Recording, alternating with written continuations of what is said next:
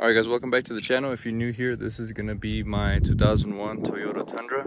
It's a V6 two-wheel drive, but I turned it into an overland rig.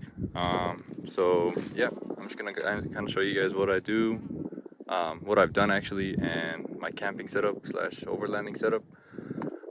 So to kind of work from the front to the back, in the front here, the main piece is the coastal off-road bumper.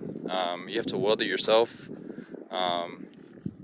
This bumper, I really like it because it's, not that I do any rock crawling or anything, but it's high clearance. It just gives extra protection and it looks rugged.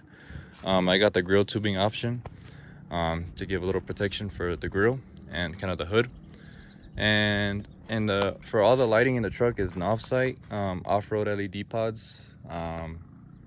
These are going to be my driving lights slash fog lights, and these are going to be more of the spotlights, and these are more just like flood ditch lights. They work great. I kind of wish that I just kind of saved up for some dial dynamics. Those look really cool.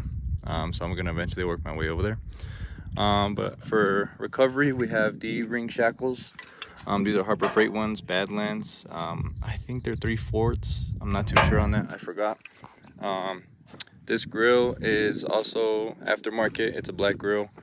The old one is like chrome and black.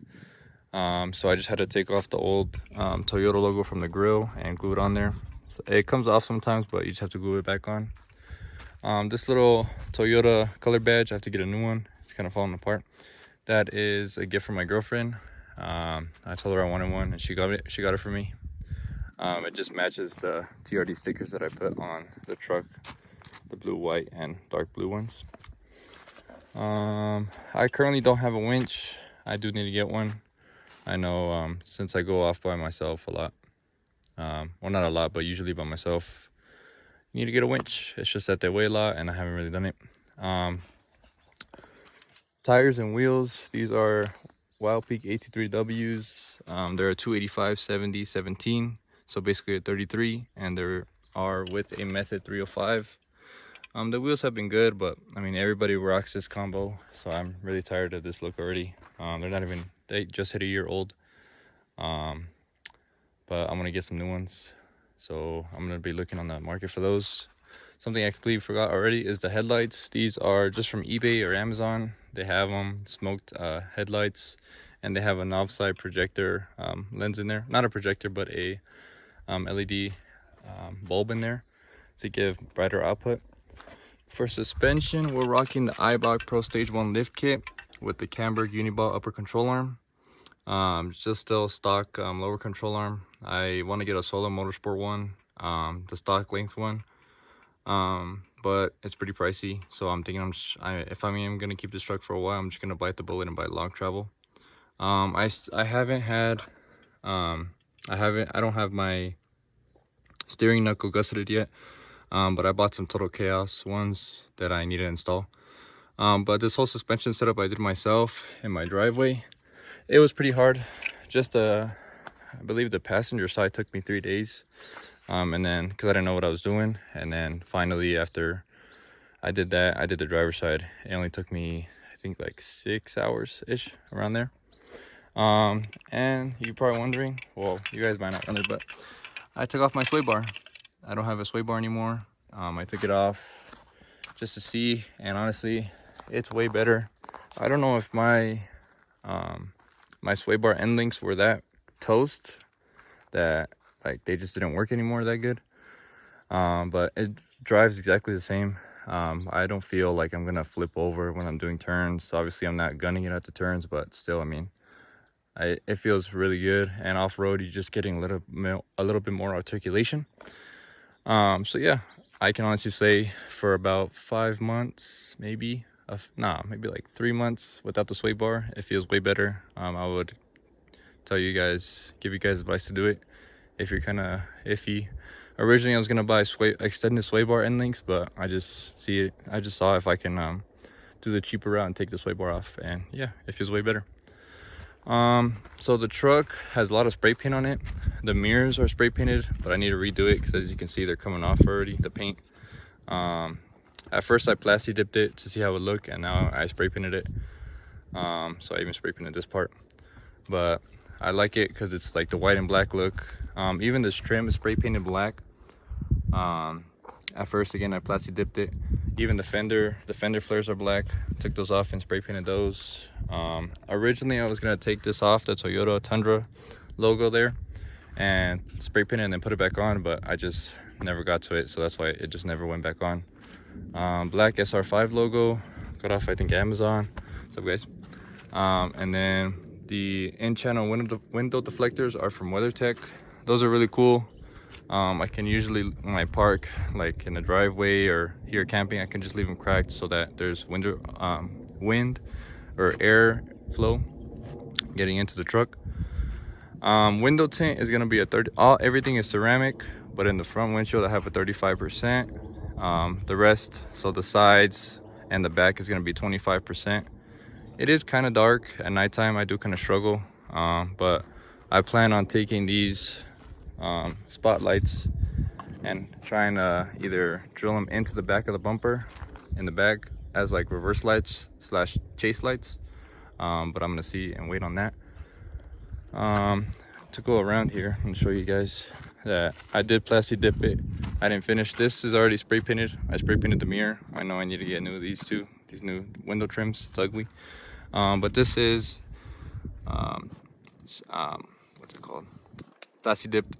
As you can see, it's coming off. I just have been too lazy, or I forget to do it, so it's gonna match the other side. I just haven't got to it yet. This is the ugly side, I call it. Got a big old door ding, that nasty chrome pieces coming to show, and then just plastic dipped because I haven't finished it. But walking around, we're gonna show you guys the inside. I actually did some modifications. So I took out my just for this trip, I took out my passenger seat just to save weight. I know we were going uphill. I know it was gonna be like an hour drive, and I didn't want more weight than I needed. Nobody was gonna sit in there, so it's just taking up weight that I didn't need. Interior is kind of dirty, kind of messy, but to kind of go show you guys what I did is a dash cover. This was from Amazon, about 50 bucks. Some WeatherTech floor liners. These have been really good, keeps the carpet clean. I have this aux beam switch panel. Just take this off, a little protective layer. So these are gonna be for my hood slash ditch lights, my fog lights slash driving lights, and then my backup camera, or my backup slash spotlights. Radio is aftermarket. I forget the name. It's a Pioneer DMH something something. It's not wireless CarPlay, but this is like a little cigarette thing. So this cable hooks to the back of the radio, and if I were to charge my phone in, it would give me Apple CarPlay. This little scan gauge thing I got, it just tells me miles per gallon, different temperatures of things. I just wanted to get it to be safe, to make sure that all my operating stuff was, operating. I changed all my interior lights, my door lights, as you can see. These lights right here, let me turn those off. Those are all LEDs. Even this map light, it was an Amazon LED. I believe it was from JDM Driveway that I found the video from, so I did that. For audio, I have a kicker amp and then 2 kicker 8-inch subs in the back. This is a custom box from, I believe it is, what's the name? They make this custom box for the first gen Tundras as the compartments. You have to take out the compartment space under the back seat. And I did a rear seat, if you guys couldn't tell. Rear seat delete, if you guys couldn't tell. This is from, man, I forget the name, but if you just search up sub box 2000 first gen Tundra, this will come up. I know I forgot where I get it from, but yeah, that's that. This is my kinetic recovery rope. I haven't had to use it yet, but I just got an Amazon one just to get me by. That's pretty much it. I just have my water for this trip, portable charger, gotta read up on the Bible. My manual, I always keep this in the truck just in case I don't know how to do something. It's right there. These are actually covers for the lights. You just take off this amber So you can run amber or white, and you just slap this cover on there if you don't want your lights to be shown, or if it's sunny and you don't want your lights to start getting like hazy. I have just boxes because my camera box, I've been taking pictures of the truck this camping trip. And then my radio, my Baofeng BF FA HP radio, ham radio. And then this is just my bag that I got a while ago. This is my bag with my iPad and just like change of clothes in there. As I said, I did a rear seat delete just because it was taking a weight, and nobody sits back here. It's just me usually most of the time, and my girlfriend. And she sits up there, obviously, so nobody sits back here. And I still have them at the house. I just took them out to save weight. This is a little gift from my girlfriend's mom. It's a little first aid kit. So I didn't have to buy my own. So I just keep that in the truck at all times. And this little cubby right here, I have my tire deflator from ARB. And this is like a little survival thing as well. It has like fire starter, you know, like Foon and Spork, or like fire blanket, all that stuff. So I just keep that right there. This is gonna be my tools, my real quick get to tools. Or like if I need to fix something, all my tools are right here. I got a little headlamp as well. This is gonna be my Milwaukee 3/8 stubby that I usually keep in the truck. And I kept it, and I brought it obviously on the camping trip just in case I needed it. And then my Milwaukee 3/8 electric ratchet, kept those in here. And then this is just going to be my Milwaukee 3/8 socket set, impact socket set, that I brought for this trip just in case I needed to fix something. But yeah, I try to pack really the essentials. I didn't want to overpack. I didn't want to have all this weight, and I just wanted to keep the truck as light as possible to make it run better, and to make it run smoother. But I think that's it for the interior. These little tweeters, I don't know where they're from. They say Soundstream, but my dad did those, so I don't know where he got those. But yeah, that's kind of like the interior. I keep going back and forth if I get a rear locker, if I do keep just the mods that I can do. So I don't know, if I do get a rear locker, I can just hook it up right there. If I don't, I don't know I keep contemplating on what I'm gonna do. But yeah, that's it for the interior. So the big piece, the man of the show, my CVT rooftop tent, RTT. In the last video I didn't have this yet, but I was planning about it. It's a CVT RTT, like I said. It works pretty good. No issues so far. It's just when it gets really windy, you know, it's really hard to sleep in there. But you have a lot of airflow, so you have air coming in through here, not the top, but you can have airflow right here where you enter, and then airflow right there. I just didn't do that side. I didn't set it up because I didn't really want to do it. I was too lazy. And obviously on the other side, what I like about this one though, and I was contemplating about getting a hard shell, or do I just do like one of those easy ones, like a Rome one, but those are too expensive. This one I got on Facebook Marketplace. What I like is that if I can't access the ladder for some reason, I could just climb up here, put a foot right here, and then use my rack as a little ladder to get up in there. So I like that it has 2 entry points to get into the tent. This is my RCI bed rack. It's a 12-inch bed rack. I also got off Facebook Marketplace.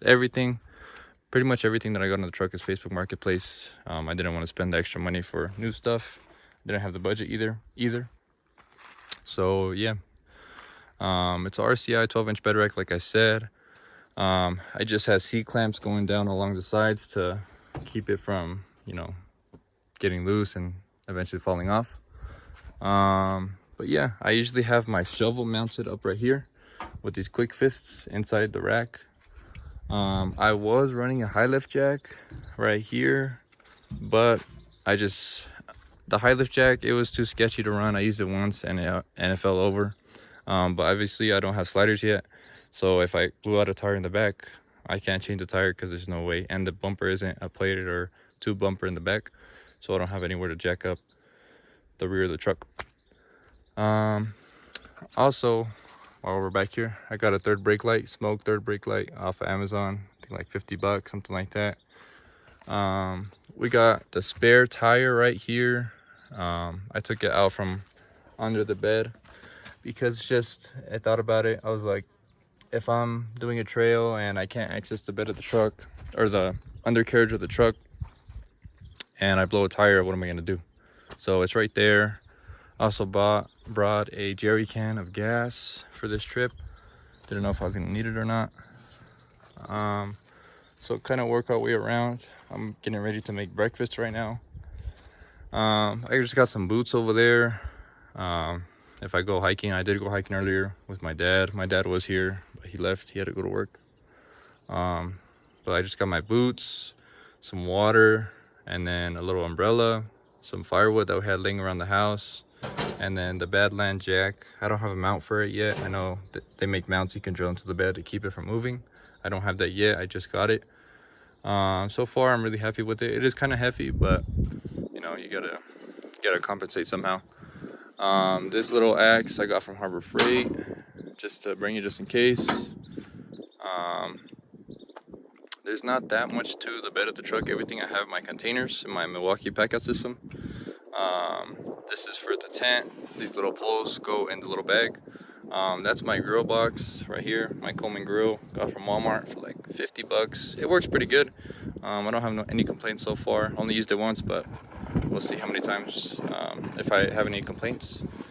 On this side, we're gonna get to the camping stuff in a minute. On this side, I have my Rotopax traction boards. They're mounted up on the side of the bed rack, and I got the lockable ones so nobody takes them.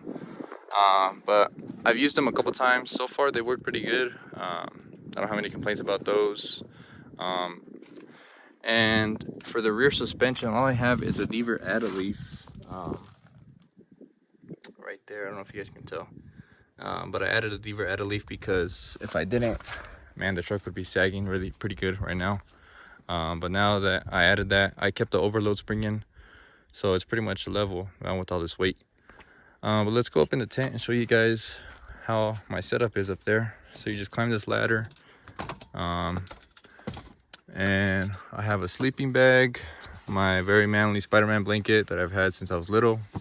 The rooftop tent comes with this mattress. It's pretty good, honestly. I don't have, you know, it's not gonna be like your bed at home, but I mean, it gets the job done. Like I said, you can control like a lot of wind, airflow. If you get too hot or if you get too cold, just zip it up. I got 2 pillows over there, and then you can close these up. So if you want to sleep in and don't want the sun to shine through, you just close those up and you're good to go. So it's pretty basic, you know. It's not like this crazy expensive, like has all these details rooftop tent. It's just you set it up. I can set this thing up in about 2-3 minutes and I'll be good to go. Just crawl in there and go to sleep. But I'll probably show you guys later how everything looks put away, to give you a better understanding of how everything fits in the truck. But yeah, let's get into my cooking stuff. So I just brought a lot of containers from the house. So this is just hand sanitizer. I got some propane 16-ounce bottles. This is olive oil. It's spilled though on the way over here. I don't know if I said this, but we are at the Holcomb Valley Creek Road in Big Bear, just camping off one of these little offshoots. So this is where we spent the night yesterday, and I'm gonna head up the trail later today. But in my pack out system, this is my cooking stuff, and then this is gonna be my more tools that I need for this trip. So let's go ahead and open it up. I'm just gonna go through it. This is gonna be my my cooking stuff. My cooking stuff. So, you know, like tongs. We got a spatula. What else? tongs, and then like a big fork, and then just a brush. Over here we have a little like tray that I'm going to use for quesadillas, just anything that I need, like a little flat surface. We got some dish soap to wash the dishes. We got to reuse the dishes out here. You can't just bring new dishes. I mean, you probably could, but more weight, more stuff you got to carry. Wipes when you got to do your business or just clean up around the place. Toilet paper, again, clean up around the place, do your business, do what you got to do. A lighter. We got some parsley I brought from home in a little container. And then this is just some like daily iron stuff that I take every day. Brought that. I brought another propane tank. Didn't know how much I was gonna need. Didn't know how much I was gonna go through. Brought a little cutting board for today, or for this trip. This container got a sponge to wash the dishes. So got that. And then over here we got bread just to make little ham and cheese sandwiches if I get hungry, or just make quesadillas if I get hungry. And you got a space here. Everything was organized. Got some napkins to clean up. Got another lighter just in case your other one goes out. And right here we got some black pepper, more seasoning stuff. We got a pot. This right here. In the pot, I was planning on making white rice, so I just threw some fruit snacks in there and white rice. What else do we have? We have more. This is like a type of seasoning for the rice and for the salmon that I have planned later. This is for my iron, and these are my little pills that I take every day. And this is, I brought this because I brought oatmeal. I brought oatmeal oats so I can put water to boil to cook them. So that's what that's for. And then just my toothbrush, toothpaste, essentials in there. But yeah, I'm gonna cut it right here and then take that box off, put everything back, and then show you guys what else I have. All right, we're back. We're gonna get to it. In this container, I just have some more food. Oatmeal, little container for the oatmeal, some lemon, and a peach or a nectarine. I'm gonna eat that actually. That's just for breakfast, and then for dinner for the salmon. Close that up. This is my toolbox, like I said. So we have a flashlight, gloves, safety glasses, an adjustable wrench, and zip ties. You always want to bring zip ties with you. I haven't learned that the hard way, but zip ties are gonna save you in the long run. So we'll just put this right here. This is gonna be so like more heavy duty, so I have a little mallet right here just in case you need it. We have two 6-amp-hour battery Milwaukee's. This is gonna be my floodlight for lighting around the camp. I actually used it yesterday, but I just put it away to get rid of stuff and put everything where it needs to be. This is my M18 tire inflator. It works really good.